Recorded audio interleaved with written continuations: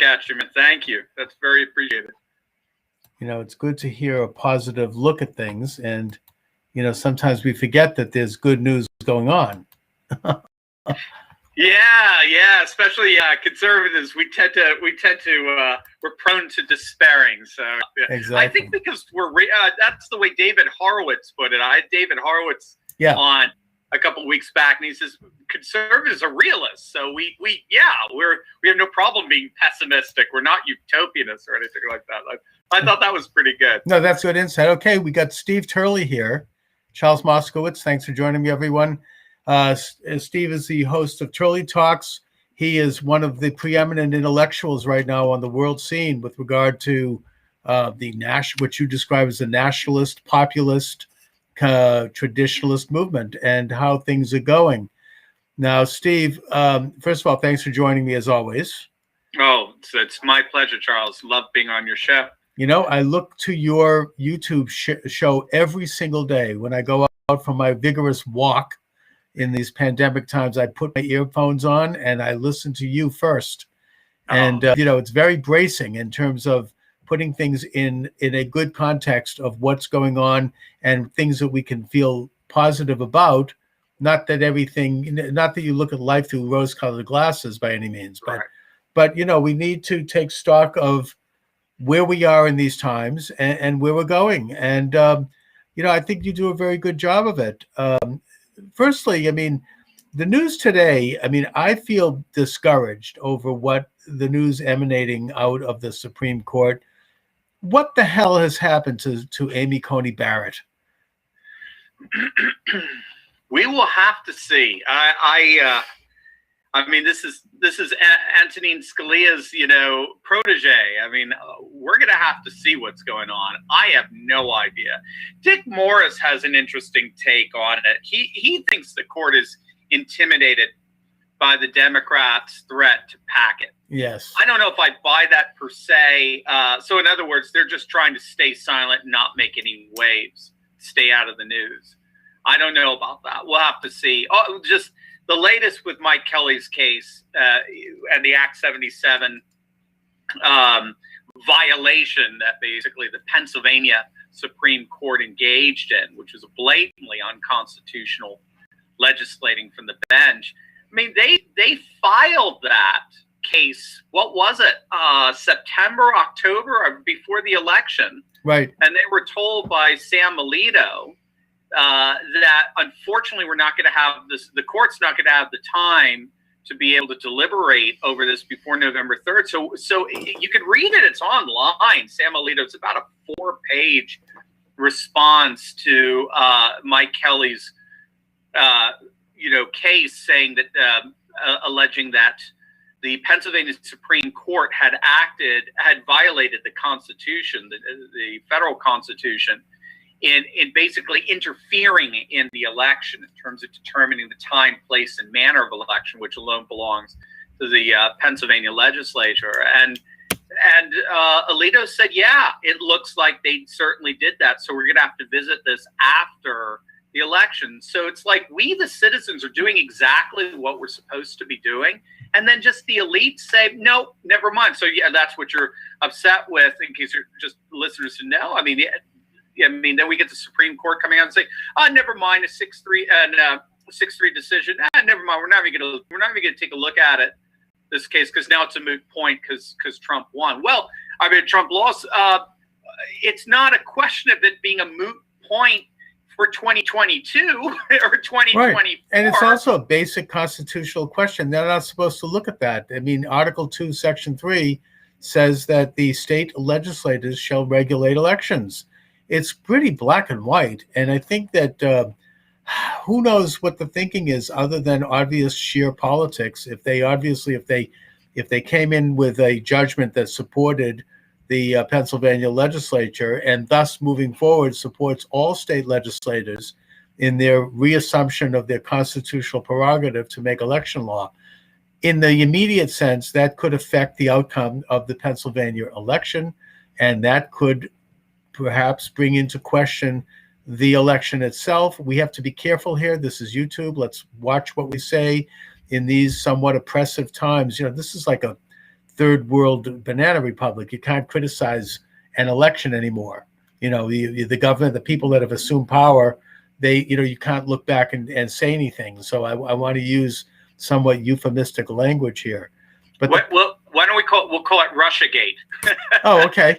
Yeah, right. That'll be our code. That'll be our code word for it. We can talk about it all day. Oh, yeah, and of course now we'd be called conspiracy theorists. I just got into this when the biggest conspiracy theory hatched in the past 5 years was that Donald Trump was spying for Russia. Talk about nutcase. And also that Donald Trump sent in the guy in the buffalo suit to interrupt Congress because he wants to stop the count and overthrow the government, right? I mean, you talk about conspiracy theories. Exactly. It's a great point. And look, I got to tell you, Charles, I interviewed Daniel Miller a few weeks back. Right. Daniel Miller is the president of the Texas Nationalist Association. He's been doing that now for almost 3 decades, and this is what fuels Texas. It's precisely what the Supreme Court did. When I talk to our members of our Insiders Club and all that sort of stuff, when they see Washington, D.C. and the swamp look totally irredeemable. When we work so hard to get Kavanaugh on that Supreme Court, we defend him, we stand by him, and then he gets up there and he's, Anthony Kennedy Part 2. We just throw up our hands and that's when I hear people say, we've had it, Texas all the way, let's go, it's irredeemable. So I think all this is doing in the end is it's just exacerbating the gap that exists between the people and the political class. And you don't want to exacerbate that anymore, because my heavens, if you do, I mean, that's when people start splitting away from the political class big time. Again, we're seeing it all over the world. That's right. We're seeing it here as well. And so we have essentially the political class reasserting and reassuming the positions literally of power, not that they didn't ever leave the high ground of culture.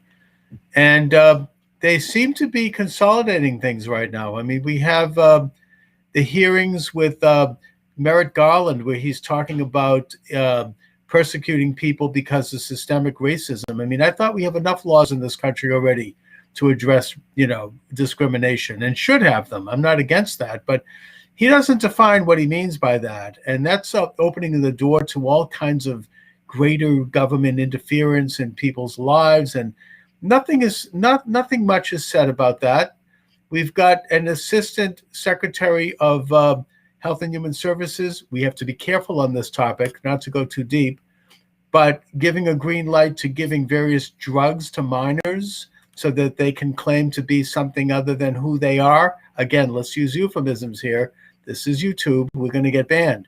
And so I only bring these 2 points up to illustrate the point that the ruling class, the establishment, what President Trump accurately called the deep state, they are beginning to take their positions in power again, and they're beginning to exercise that power in a way that reflects their own rather hybrid and quirky worldview that is contrary to not only average Americans, but common sense. So my question to you, Dr. Steve Turley, is should we view this as the last gasps of a ruling elite who are just clinging to power and who are taking draconian steps, or are they really going to be able to reassert this kind of power and really snuff out opposition? Yeah, well, I think it's probably in the middle there. So I do think this is a last gasp, but that's the scholarship that's out there right now on the near implosion of globalism is really pretty impressive.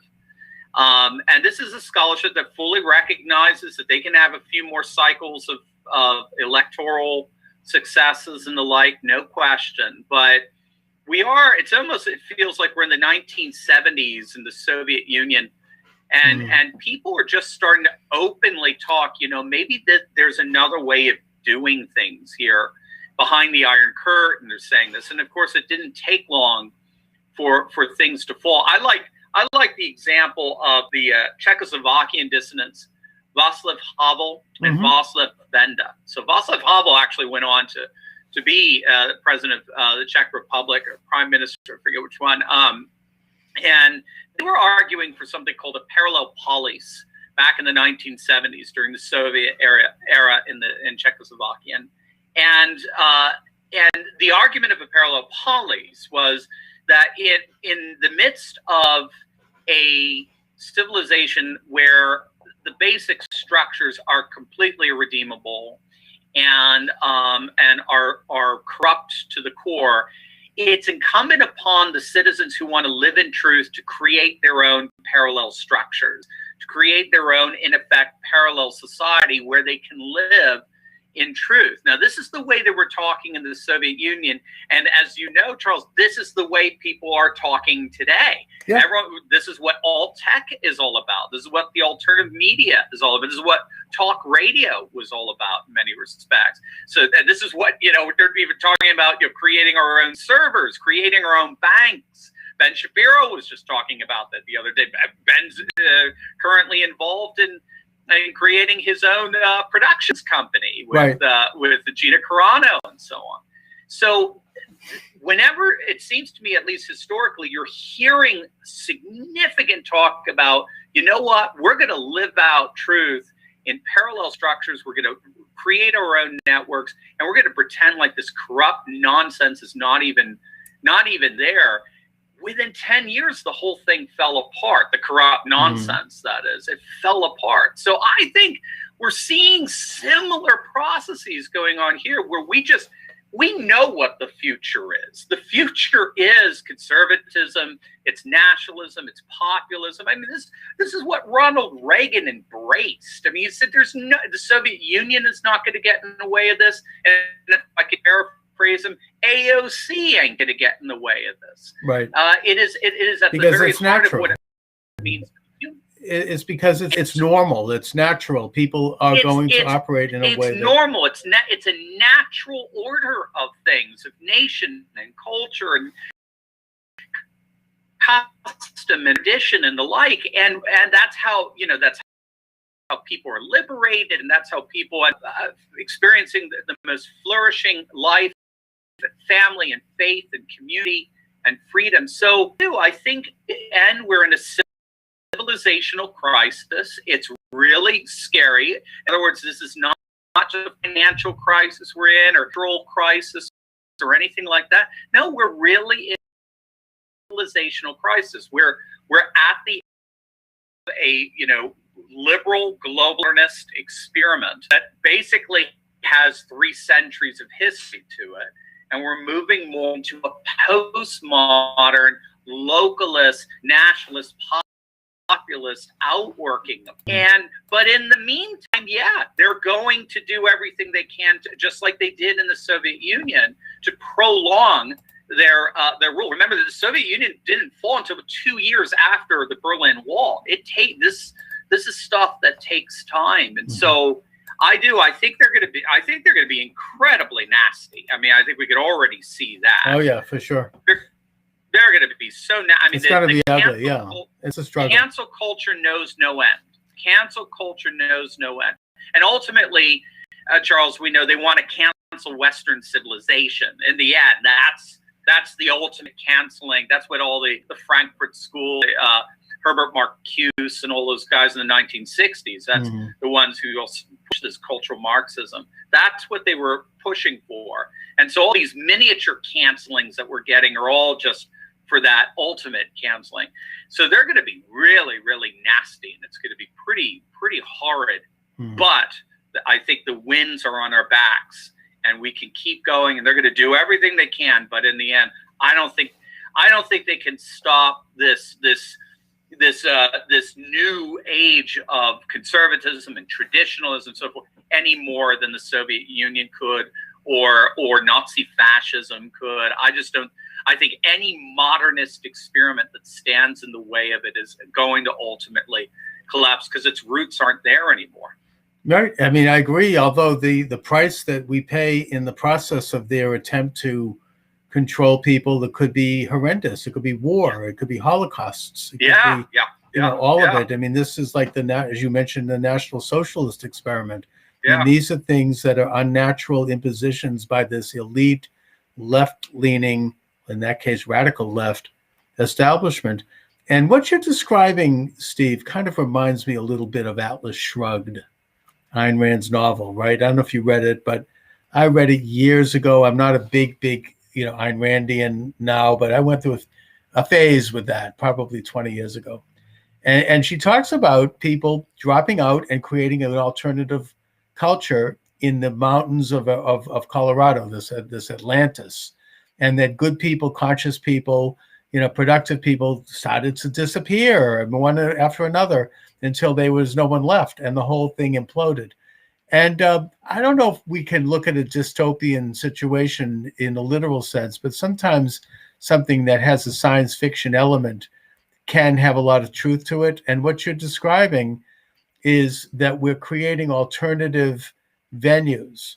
We're creating, I mean, you've done a good job of showing, for example, on Big Tech, how we can post our videos on Rumble and on Minds, something that I do now routinely.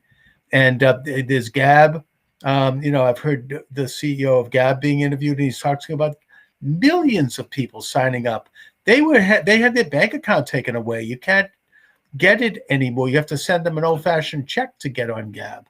But it's huge. And I think that you see this gradually happening, as you say, and it's the kind of thing that, Coca-Cola now, people are going to start to boycott it because of a recent comment they made that what is it, that we're not white enough, or that we're too white, or some racist comment.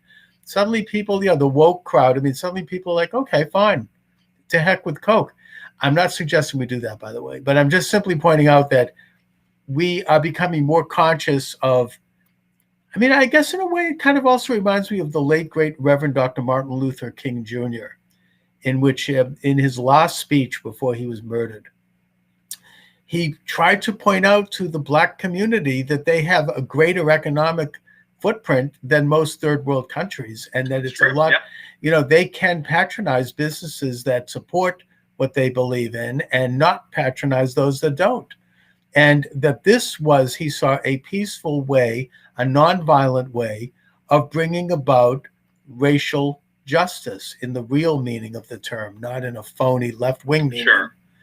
And so maybe that's what's going on. In a way, we're involved in today's civil rights movement, a reassertion of individual rights, of faith, of the American political philosophy that rights come from God and not from the state. Yeah, I think you're absolutely right. Scholars are talking about consumer politics a lot, and that they're huge now. Consumer politics, it was just a marginal issue, say, 30 years ago, and now it's almost become central. You have to actually, in many respects, any kind of business model is going to have to take consumer politics as part of its, to take it into consideration as part of its business model. Consumer politics, bottom line, is the increasingly plausible notion for more and more people that they can vote with their wallets, and they can pursue and indeed promote their political values, their cultural values through the various different patronizing activities they have with businesses. And that involves boycotts and boycotts. Boycotts, obviously, is we're not going to patronize a business that like what you mentioned with Coca-Cola. For some people, they're not going to want to buy it anymore because they hear they've gone all woke Coke. I guess we can put that together. And it's not good business. And then it has boycotts. Okay, well then that's a great opportunity for Pepsi to come out and say, well, you know what, we're going to come out with a special Patriot Pop or something like that to celebrate our values, and people were galvanized by that. They are. Obviously Chick-fil-A was at the center of the culture war. Yeah, they had a huge and same thing with Mike Lindell. My Pillow, right? Gigantic. One of your sponsors. Did you see Alan Dershowitz is going to represent him against Dominion? Oh, excellent. And, and by the way, I mean, not to get in, we have to be careful on that subject, but I would simply note that a very well-known attorney, a female attorney, we know who I'm talking about, has said to them, bring it on, because now we can get discovery. Let's get this thing in the courtroom, so now we can finally get to the truth. We don't want to talk about that, because then people, that's a no-no. That's a no-no, exactly. Until the day then the courtroom opens up, and then we'll be able to talk about it big time. That's right. There Steve, go. What I want to get into a little, talk about the horse race, the upcoming midterm. We see Republicans being demonized who tried to stand up for a legitimate airing of voter irregularities, and the whole thing got shut down by the guy in the buffalo suit. We see Republicans like Mitch McConnell becoming further to the left. He's totally sold out conservative values because he's in. He has a 6-year term. He's not going to be primaried.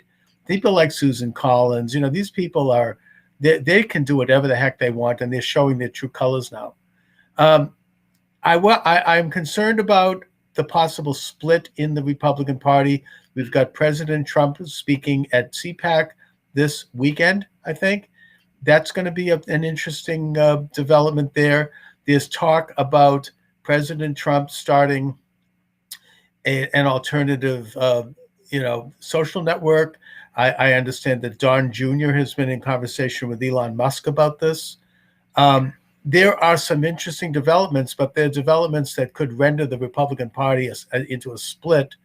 And do you think that's happening? And if it's happening, how might that affect the midterm coming up in a matter of months? Yeah, you're right. I know, literally months. Yeah, we're always campaigning here, aren't we? Sure. So, yeah, okay. So you have to see it at a couple of different levels. So at one level, just the party itself. And the party itself, of course, is going through a major rupture with the two major factions of the party. One faction is the grassroots party. They're the MAGA party, part of the party. They're the deplorables, and they make up, good 75, 80, 85% of the party. And then the other side is the establishment Rhino Republican name only, and they make up the leadership. So they balance each other out in a sense. And there is a clash going on.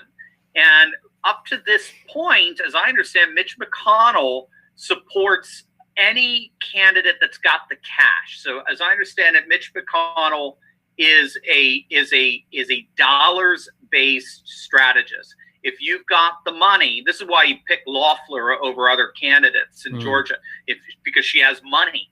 If you've got money, I'm behind you, because we'll be able to overwhelm our opponents by outspending them.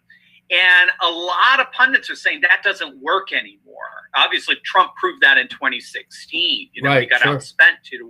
Yeah. That doesn't work anymore. What works now is movements and excitement. And that's what we're seeing on the left with like a BLM or Antifa or something akin to that. And what we're seeing on the right with MAGA and the deplorables is just the excitement of being part of a movement is what gets people to the polls. So with that, I do think all the energy is behind Trump right now. Even Romney just admitted that the other day. All the energy is behind Trump. He came out of the second impeachment, this ridiculous charade. He came out of that stronger than ever. We saw a 14-point jump in a matter of just a couple of weeks between asking the very same question. Do you think, the party should be like Trump or should it move away? 14-point jump in favor of the party ought to be like Trump. It went from 40% to 54%. That's some pretty overwhelming support there. So he knows it. He knows nationalist populism is the wave of the future. That's what, he's a visionary. They're talking to Elon Musk. Elon Musk has gotten red-pilled of late. My, oh my, has he gotten red-pilled. Oh, yeah, sure. Now Mr. Texas and all that good stuff. So, absolutely. I think that is That is great, but it's going to clash with the establishment. So this is what made Reagan brilliant. Reagan was able to balance out the sort of the increasingly populist grassroots with the Ford Bushite leadership establishment. Mm-hmm. He was able to calm them. He was originally seen as just a Barry Goldwater lunatic at first. Right, sure.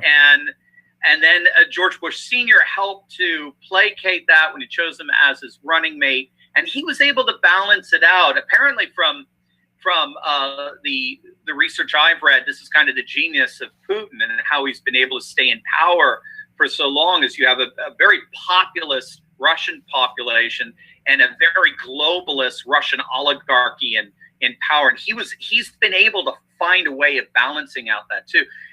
Then Bush Sr. comes into power, and he goes totally, rhino establishment. And so the populists, many of the populists went with Ross Perot in '92. Populist grassroots.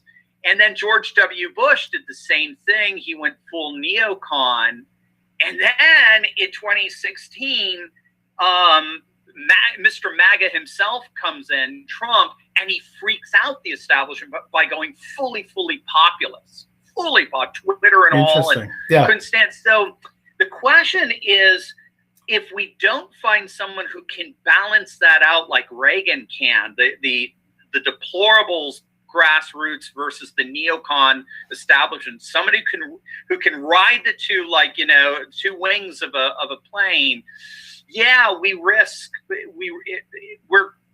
may have some issues there. So that's one level, and then the other level is just the natural organic movement of the midterm for the party that's outside of White House power to pick up seats if they are subpar, if they're under 50% in approval, which Biden will be. I mean, he's barely above 50 in Rasmussen. Then we tend to pick up 40, upwards of 30 to 40 seats. It's going to be a bloodbath. So it'll be very organic in that sense, and that might be able to make up for any kind of problems that we have. At least I think whoever's not happy with the result of the primaries, that gets made up by a lot of independent voters who just naturally go to the opposition party in the midterm. So yeah, I mean, I don't want to take away from the possibility of party fracturing.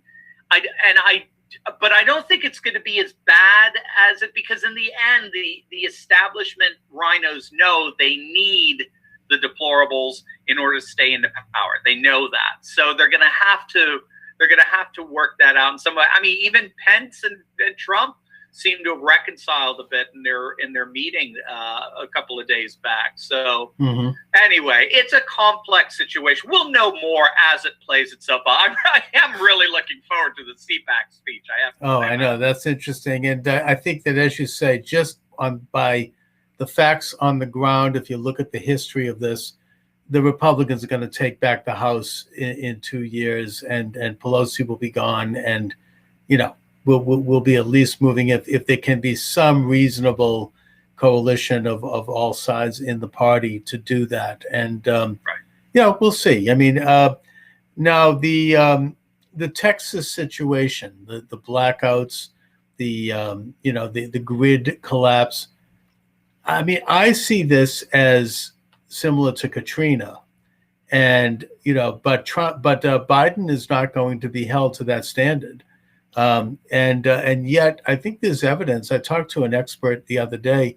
This guy's a former Trump official in the Treasury Department, who said that Biden put a cap on the amount of energy any state can use over a certain amount, and did not allow for that to be mitigated in this emergency. And so the state could not. Plus, the state, we find out, has over 10% of its energy from wind and solar. It's probably more alternative energy than my own state of Massachusetts. So I think that this is the kind of thing that we need to have a vigorous investigation over, to find out what policies might have led to the suffering that's gone on in that state. Steve, I just want to wrap up by asking you, because you're in touch with the international scene. You're in touch with what's going on in France. You're in touch with Brexit. You're looking at Italy with their separatist movement, Hungary with Orban. Where do we stand in terms of the growth of the idea of the progressive idea of the nation state and of the assertion of nationalism around the world? I mean, China, we could look at Hong Kong, etc. Yeah, it's still more powerful than ever in many respects. Again, they're bracing in Europe right now, particularly in Hungary. They're bracing for a big Brussels blowback, a globalist blowback like we got here. That's the way they're reading what's going on in the States. They see an Empire Strikes Back kind of structure going on there, a drama playing out. Yeah. And they're a little worried about that happening in the nationalist populist governments in Hungary and Poland. But as we speak, for example, Italy is they're going through what's called a technocratic government, and that's specific to Italy, where if the parties can't get along, they actually bring in non-party actors. They tend to be bankers, they tend to be EU bureaucrats, and they're temporary custodians until things can get worked out. And that's the kind of government they have right now. And it looks like the nationalist populist right, if they have next time they have snap elections, they're going to win overwhelmingly. They're growing by leaps and bounds. And you're seeing it as well as in France. Macron just continues to struggle, even though he's moved solidly to the right, and particularly in areas of the problem of Islamic communities that have never integrated into French society and values. And he's really cracked down on them.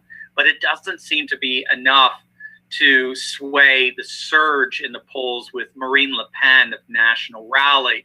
So there was some fascinating movement going on. Portugal just got their first nationalist populist party. Portugal, for a long time, was one of the only nations in Europe, next to like Iceland, or that didn't have a nationalist populist party. Now they've got one that just won in their elections around 10 to 12% of the popular vote, and that's exactly what we saw with, for example, the rise of Lega in Italy, or the AfD, the Alternative for Deutschland, and in Germany, or the Swedish Democrats. And so you see them start around a 10% mark, and then that's all they need to enter in. And before you know it, they're starting to get into the 17, 20, 25%. These, of course, are multiple parties. So that's a huge number in these parliaments, representational parliaments.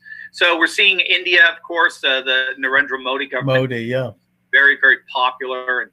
And Jair Bolsonaro in Brazil. So it's pretty impressive stuff. The nationalist populist drumbeat keeps going. It's still very strong. May take a little bit of a setback here and there, like all movements do. You know, as far as the left was concerned, many people thought they were dead after Jimmy Carter. Ha ha, right? Right, you know? That's right. You just got to keep plugging away and trust that the wind's at your back. And it looks like we're doing pretty well. Yeah. In a way, we have to be counter-Fabians. Yeah, there you go. I like that. Steve, so let my audience know where they can listen to your excellent program and any websites you'd like to share. Oh, thanks, Charles. They can go to my website, turleytalks.com. It's my last name, Turley, talks, like tedtalks.com. Or just punch in my name, Dr. Steve Turley, on YouTube or Rumble or Parler. Welcome back, Parler, right? And Minds and Gab and BitChute. So we're on all the alt texts as well. And also you could go to our website and check out, if you like podcasts, we have a place you can find all our different podcasts. All right. Excellent. Listen, Steve, I want to thank you for joining me as always. And let's do it again soon. Absolutely, Charles. Keep up the great work. God bless, man. Thanks. Same to you, Steve.